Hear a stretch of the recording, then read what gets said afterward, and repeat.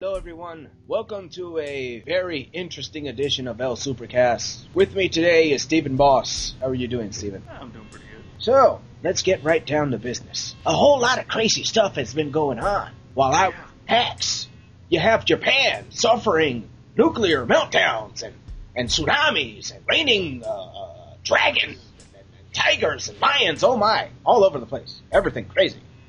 The only thing that could possibly make that worse is an alien invasion that hits Japan first. Oh yeah. Actually, you know what? What would make it even worse is if the aliens were the aliens from Mars Attacks. That would make it worse. I think so. Oh yeah. God, those aliens were like the worst aliens possible.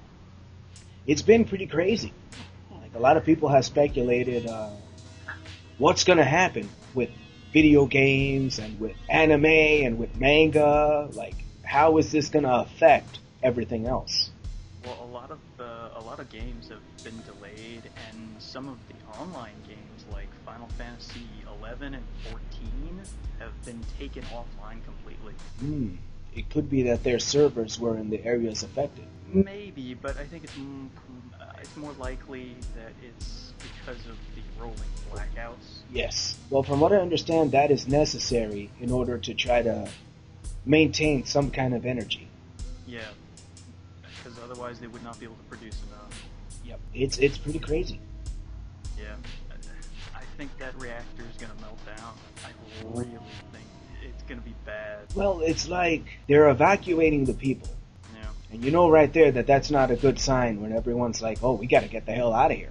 Well, that reactor has been acting very flaky ever since it got hit, and everything that they've tried just has not been enough.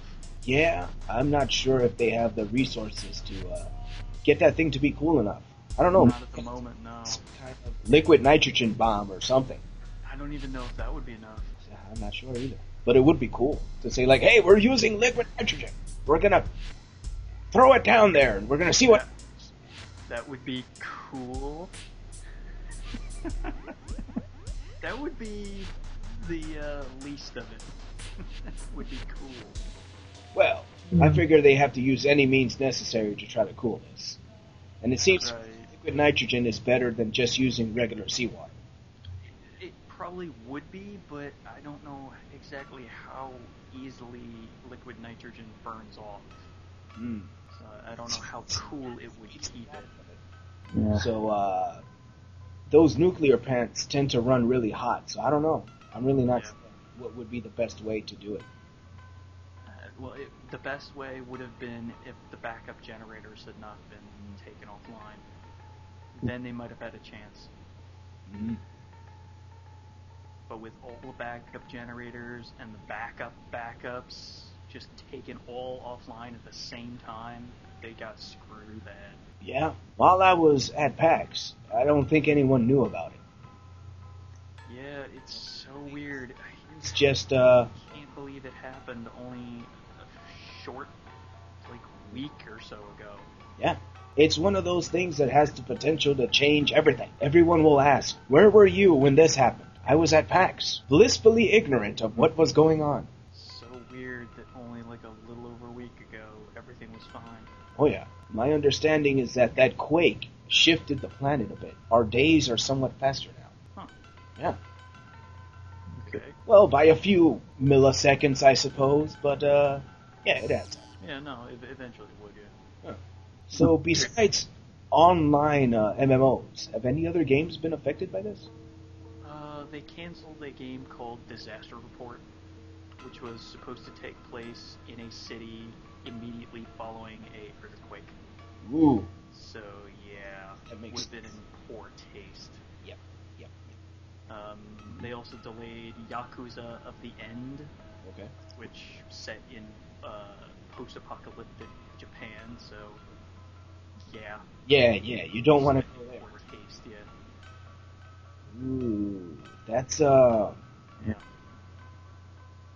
A lot of, any games that deal with something of massive destruction of cities, probably going to get delayed.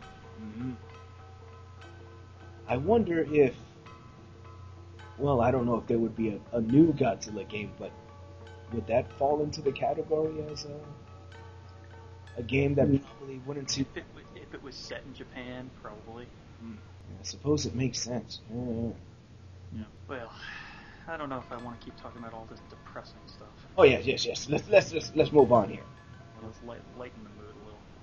So, a lot of interesting things have been going on. PAX East. Okay. We had a overgrown, inflatable Pikachu Okay. to bring in the what is it? Black and white Pokemon? Is that the latest one that? Yep, that's the new one. Yeah. So, how many Pokemons are we up to now? Is it like over 500? Let's see. The new one added another 150 plus. Oh, They didn't exactly say how many, but it was over 150. So I think we're over 550. Might be over 600. Really? Yeah. Well, there's a lot of like legendaries and pre-evolutions that they added into some of the older games. So is there a Mew half now? I don't know. I only know the new Pokemon that they've been introducing while I've been playing White. I see. So yeah, I am playing it, and I've got the Poke Fever. Alright. Well, who's your best Pokemon in this new game? That would be my water starter, who evolved to Duoc. Interesting. So is it still the same premise of that? A grass, a fire, and a water as your first starters? Yeah, for the starters. But then it quickly deviated a little bit, where I never found a flying type until probably well into my late teen levels. Really? Yeah. That was really weird. I was surprised as hell. I could not find flying. Then? Is it like no longer Johto or Kyoto or whatever the heck? No, it's a brand new region, the Unova region, I believe they call it now. Okay. And it's completely different setup. They've got a brand new enemy team to fight against, Team Plasma. Team Plasma. Team Plasma. They are all about the freedom of Pokemon through taking them by force. That's an interesting premise. Yeah. It's like really Rocket? Kind of.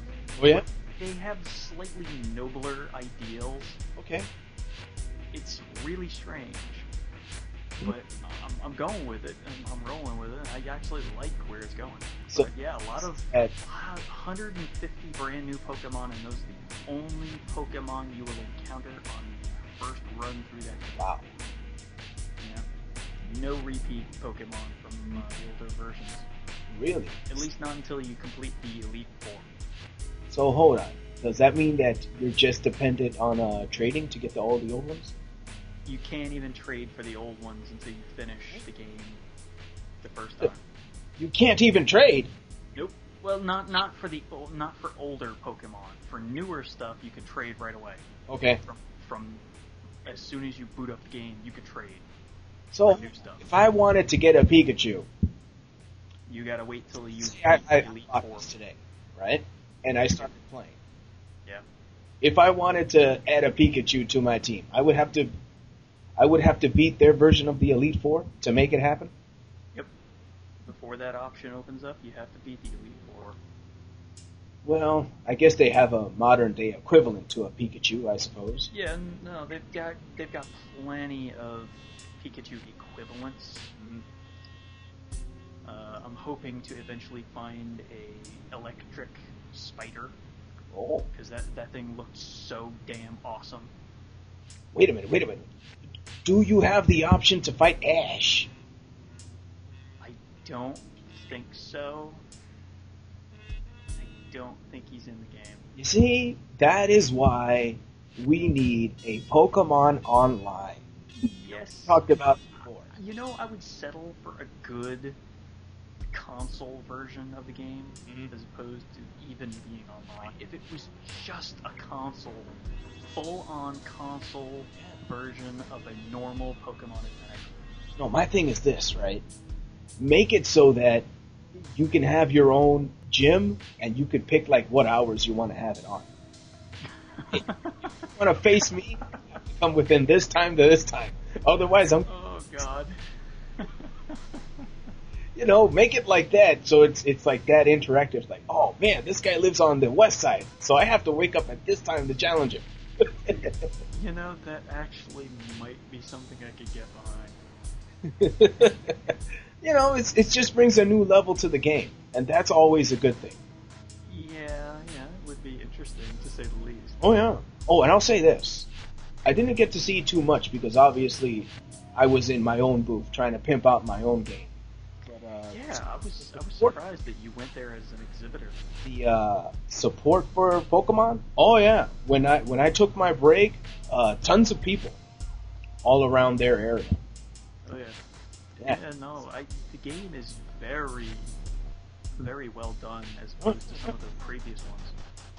Yeah, it's just one of those things where it's like, I'm still amazed that it's still around today. Pokemon is very old. Well, you gotta realize Ash should be like 20 right now or something. No, the game came out, what was it, 95? Was it? Was it I 95? think it was like 95, 96, something like that.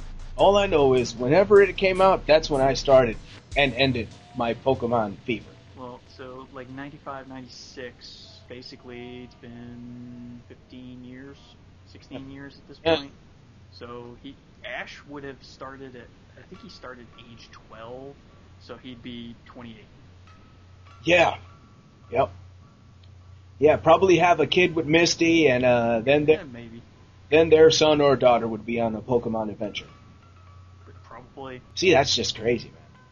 Yeah. That game, it's like so many years and still strong. Well, you gotta realize that each time the game comes out, they're basically going for a brand new audience of 10 to 14-year-olds. All right. Each time. And every couple of years, a brand new group of kids enters that age range. I think Mew was very unique in that way. Yeah. Yeah. Yeah, you can customize it to whatever your style is. I like that. That's very good from a strategic point of view. Yeah. I don't think they do that anymore, just because that would give certain Pokemon a little too easy access to certain moves that they really shouldn't have. And it's also like is that you were stuck with certain moves that like you needed as utility moves, like the whole cut and strength. Yeah. That's one thing I hated. Well, they definitely did some improvements. Pokemon to have this move that is, in my view, somewhat less effective than what he already has. Yeah. Yeah, no, they definitely made some improvements in that regard as well. You don't actually need to teach certain Pokemon those moves anymore. Okay. It's not as necessary, thankfully, anymore. Well, It's very rare that you'll come across a spot where you'll need something like cut. Oh, wait a minute. I don't know if this new game would have it, but tell me there's something blocking the road like a Snorlax. I haven't encountered anything like that yet. Alright. That would just be hilarious if they did have something. It might be a little too predictable, I think, in their view, but you never know. But yeah, they've made some changes with stuff like the TMs and HMs. Oh, so You can now use technical machines however many times you want.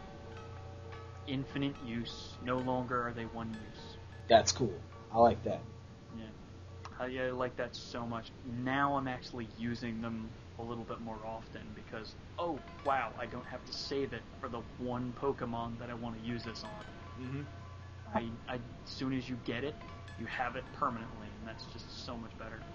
Nice. That's an improvement right there. Oh, yeah. We're almost out of time, Steven. Is there any websites that you would like to give props to before we get on out of here? Oh, I just gotta give my props to the crew over at noobreview.com. They're doing a great job of reviewing games at a fairly good pace lately. So go ahead and check out their reviews. They're doing some really good stuff. All right, and with that, we're out of here. Take care, everyone. Peace.